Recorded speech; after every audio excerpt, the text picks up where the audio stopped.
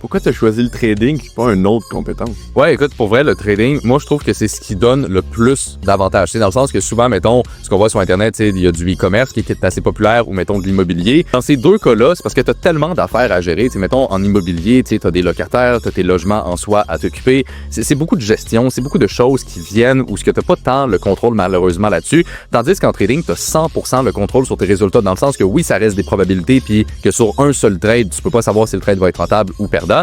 Mais si tu as un système qui optimise les probabilités sur du long terme, eh bien, mathématiquement parlant, tu es rentable. Donc, je trouve qu'il y a beaucoup moins de composantes à considérer. Fait que ça offre un style de vie qui est, selon moi, beaucoup plus simple à maintenir sur du long terme. Et c'est surtout aussi que c'est vraiment le skill où il n'y a aucune limite. Okay? Tu peux littéralement faire des millions, des milliards, alors que dans n'importe quel autre domaine, si tu veux te rendre là, il faut que tu scales, il faut que tu aies des employés, il faut que tu aies une énorme structure. Tandis qu'en trading, c'est juste une question de capital. Tu peux trader le même principe sur des comptes à 10 000, 100 000, 1 million, 10 millions, 100 millions. Il y a littéralement aucune limite parce que les marchés sont énormes.